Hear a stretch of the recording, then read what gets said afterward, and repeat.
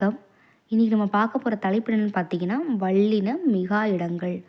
இதற்கு முன்னாடி உள்ள வீடியோக்கான தொடர்ச்சி வீடியோ தான் இதுவும்.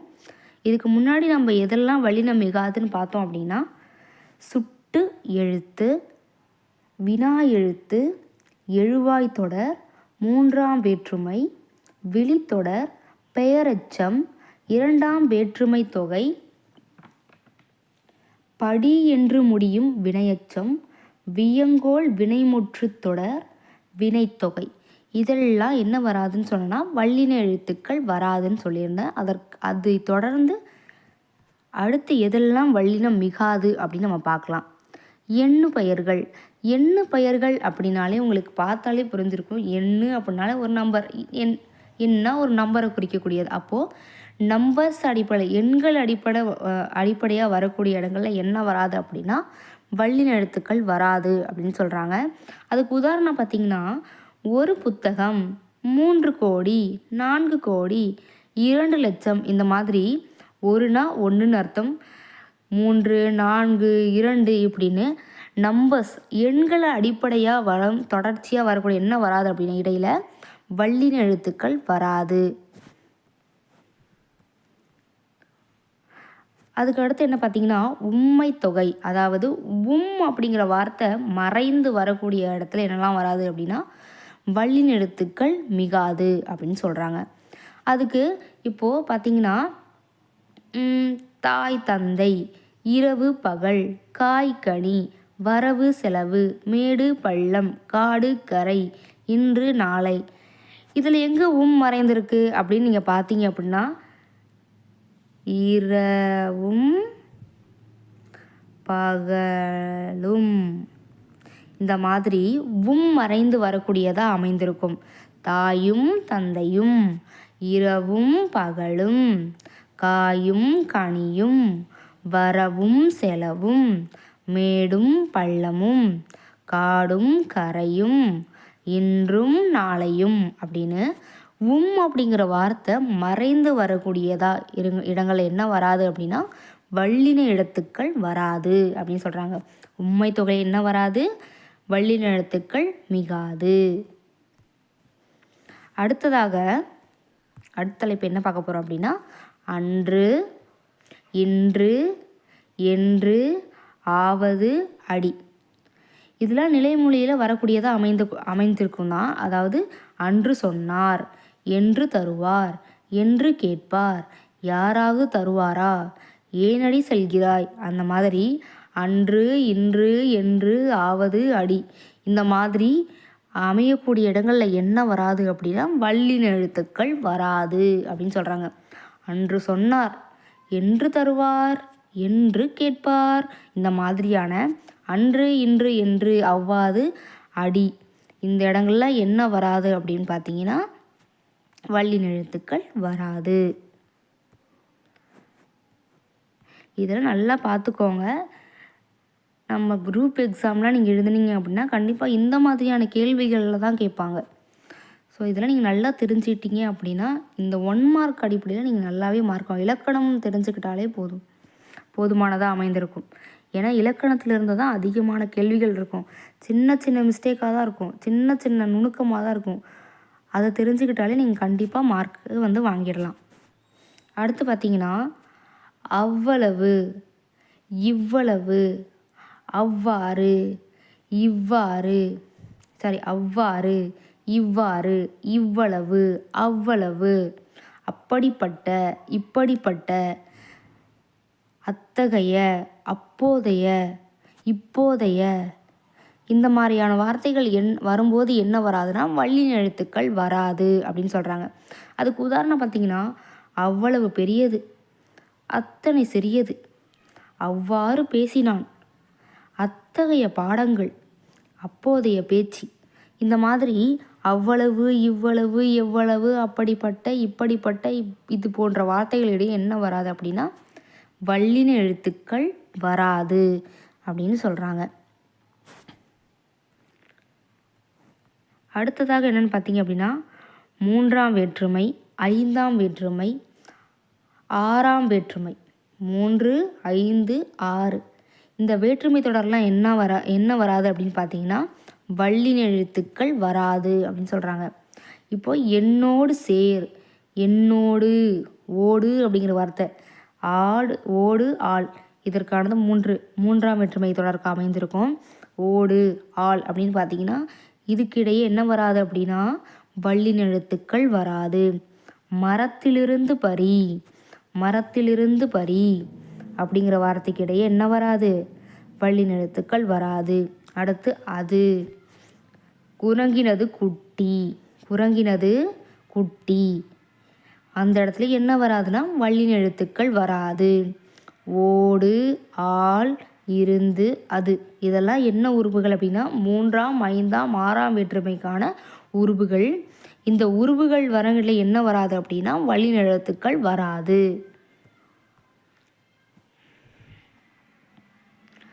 நிலைமொழி உயர்திணையாய் அமைதல், நிலைமொழி உயர்திணையாய் அமைதல். உயர்திணை அப்படின்னா என்னென்னா மனிதர்களை குறிக்கக்கூடியதாக அமைந்திருக்கும். அப்போது நிலைமொழி அப்படின்னு என்னென்னு சொல்லியிருக்கேன். இதுக்கு முன்னாடி புணர்ச்சி பாடத்தில் நல்லா உங்களுக்கு சொல்லியிருக்கேன், உங்களுக்கு புரியும்னு நினைக்கிறேன். தலைவி, அதாவது முதல்ல வரக்கூடிய வார்த்தை என்ன, தலைவி. தலைவி அப்படிங்கிறது என்ன, உயர்திணை. ஏன் உயர்திணை, அது ஒரு பெண். அப்போது அது உயர்திணையாக அமைந்ததுனால அங்கே அடுத்து கூற்று, தலைவி கூற்று. தலைவி ஏதோ ஒன்று சொல்கிறா. அந்த மாதிரி இடங்கள் என்ன வராது அப்படின்னா வல்லின எழுத்துக்கள் வராது. தொண்டற்படை, தோழி கூற்று, தலைவன் உரை, இந்த மாதிரியான நிலைமொழிக்கு அடுத்து வரக்கூடிய நிலைமொழி இருக்குது பார்த்திங்கன்னா, அந்த நிலைமொழி உயர்திணையாக இருந்துச்சு அப்படின்னா, உயர்திணையாக இருந்தது அப்படின்னா அந்த இடங்களில் என்ன வராது அப்படின்னா வல்லின எழுத்துக்கள் வராது. அடுத்து உரிச்சொல். உரிச்சொல் அப்படின்னா அதுக்கு பல உருபுகள் இருக்குது. உருபுகள் என்னென்னா நிறைய இருக்குது. அதில் சால, தவ, அட, குல, இந்த 4 வார்த்தைகளை மட்டும் நீங்கள் ஞாபகம் வச்சுக்கோங்க. ஏன் சொல்கிறேன்னா இந்த 4 வார்த்தைகளில் மட்டும்தான் வல்லினம் மிகும். நல்லா பார்த்துக்கோங்க. சால, தவ, தட, குல, இந்த 4 வார்த்தைகளில் மட்டும்தான் வல்லின எழுத்துக்கள் மிகும். என்ன இதுக்கு முன்னாடிலாம் வல்லினம் மிகாதுன்னு மட்டும் சொல்லிட்டு இருக்காங்களே, இதுக்கு மட்டும் வல்லினம் மிகும்னு சொல்கிறாங்களே அப்படின்னா, இந்த இப்போ உரிச்சொல்னு பார்த்தீங்கன்னா அதுக்கு நிறைய உருவுகள் இருக்குது. அந்த உருவுகளில் இந்த 4 உருவுகளுக்கு மட்டும்தான் வல்லினம் மிகும். ஆனால் அதனை தொடர்ந்து பல உரிச்சொற்கள் இருக்குது. அந்த உரிச்சொற்கள்லாம் என்ன வரும்னா வல்லின எழுத்துக்கள் வராது. இந்த 4 எழுத்துக்கள், இந்த 4 வார்த்தைக்கு மட்டும்தான் உரிச்சொற்கள் வரும். உரிச்சொற்கள் என்ன வரும்னா வல்லின எழுத்துக்கள் வரும். ஆனால் அதை தொடர்ந்து வரக்கூடிய எந்த ஒரு உருபுக்குமே வல்லின எழுத்துக்கள் வராது.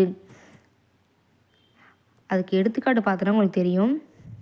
உரிச்சொல் உரு, நனி, கடிமலர், கடிக்காவல், இந்த மாதிரியான உரிச்சொற்களுக்கெல்லாம் என்ன வராது அப்படின்னா வல்லின எழுத்துக்கள் வராது.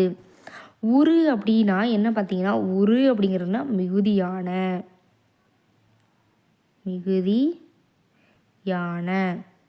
நனி அப்படின்னா மிக. இப்போது உருபொருள்னா மிகுதியான பொருள். நனி தின்றான் என்ன, மிக தின்றான். அந்த மாதிரி உரிச்சொற்களுக்கு பல உருவுகள் இருக்குது. அந்த உருவுகளுக்கு எல்லாத்துக்குமே என்ன இருக்குன்னா பொருள் இருக்கும். அதுக்கான இன்னொரு பொருள், இப்போ உருனா மிகுதியான, நனினா மிக அப்படின்னு ஒரு உருவுக்குமே இன்னொரு அர்த்தமும் தமிழில் இருக்குது. இது இன்னும் நீங்கள் நல்லா டீப்பாக தெரிஞ்சுக்கணும் அப்படின்னு நீங்கள் நினச்சிங்க அப்படின்னா நீங்கள் கமெண்ட் பண்ணுங்கள். உரிச்சொற்கள் மட்டும் நான் தனியாக ஒரு பாடமாகவே எடுத்து உங்களுக்கு சொல்கிறேன். உரிபொருளோட சொற்கள் எல்லாமே தனியாக எடுத்து அதற்கான உதாரணங்களும் பொருள்களும் நான் சொல்கிறேன்.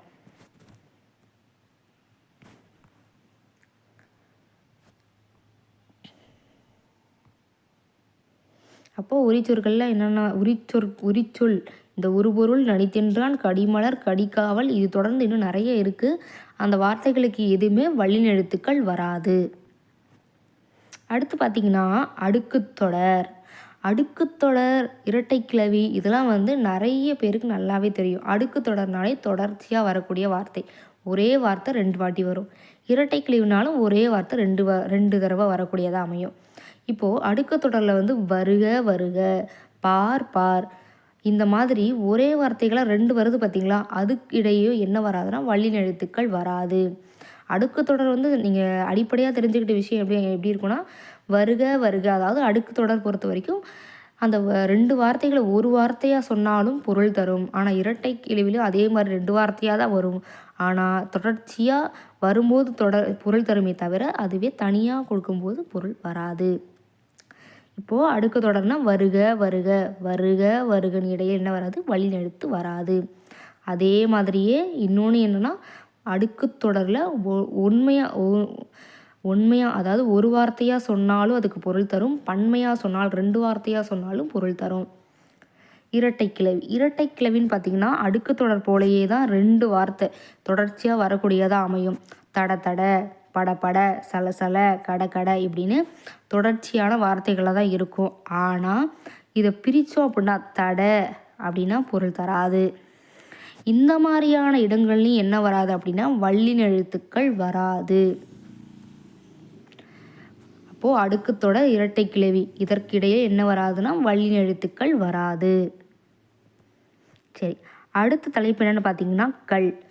கல் அப்படின்னா கல் விகுதி.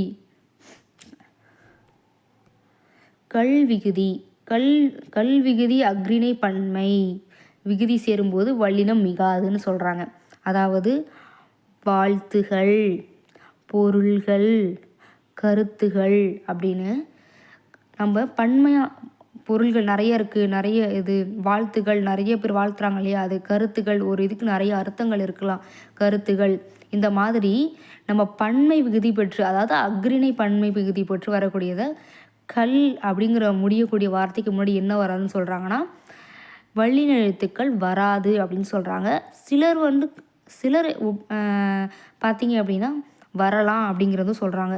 எப்படின்னா பார்த்தீங்கன்னா, இப்போ வாழ்த்துகள் நம்ம போட்டிருக்கோம், வாழ்த்துக்களில் இதுக்கு முன்னாடி வல்லின எழுத்துக்கள் வராது நம்ம சொல்கிறோம். ஆனால் சில நீங்கள் இடங்களில் பார்த்தீங்கன்னா வாழ்த்துக்கள் அப்படின்னு சேர்ப்பாங்க. அது மாதிரி தேவையான இடங்களில் அவங்களுக்கு ஏற்றவாறு போடுபவர்களும் இருக்கிறாங்க. அப்போது கல்லினம் அக்ரிணை பண்ணி விகுதி சேரும்போது என்ன வராதுன்னா வல்லினம் வராது, வல்லின எழுத்து வராது அப்படின்னு சொல்கிறாங்க. அடுத்து ஐகார வரிசை. ஐகார வரிசை அப்படின்னா ஐகார வரிசை உயிர்மெய் ஒரு எழுத்து சொற்களாக வரும்போது கல்விகுதி சேரும்போது வல்லினம் வராது அப்படின்னு சொல்கிறாங்க. அது அப்படின்னா பைகள், இந்த பை, கை, இந்த மாதிரியான வார்த்தைகள் என்ன ஐகார வரிசையில் அமையக்கூடியதாக இருக்கும். கல் அப்படின்னா கல் விகுதி, அதாவது ஒரு வார்த்தை முடியும் போது கடைசியாக வரக்கூடிய வார்த்தை. இதுக்கு முன்னாடி நம்ம பார்த்தோம். அதே மாதிரி ஐகார வரிசையும் இந்த கல் விகுதியும் சேரும்போது என்ன வராதான், இடையில் வல்லின எழுத்து வராது அப்படின்னு சொல்கிறாங்க. பைகள், கைகள், இந்த மாதிரியான இடங்கள்ல என்ன வராதான், வல்லின எழுத்துக்கள் வராது. இதோட வல்லின எழுத்துக்கள் எதெல்லாம் வராது அப்படிங்கிறத நம்ம பார்த்தோம். இதனை தொடர்ந்து பல வீடியோக்கள், இலக்கண குறிப்புகள் நான் போடுவேன். உங்களுக்கு இன்னும் வேறு ஏதாவது தலைப்புகள் தேவைப்பட்டாலும் கமெண்ட் பண்ணுங்கள். உங்களுக்கு இதுக்கு முன்னாடி உள்ளதும் டிஸ்கிரிப்ஷனில் கொடுத்துட்றேன். அதை தொடர்ந்து பார்த்தா தான் உங்களுக்கு இந்த வீடியோவும் உங்களுக்கு புரியும். உங்களுக்கு வேறு ஏதாவது இலக்கண குறிப்புகளை தெரிஞ்சுக்கணுன்னாலும் எனக்கு கமெண்ட் பண்ணுங்கள். நான் அந்த வீடியோவை தனியாக எடுத்து போடுறேன். நன்றி.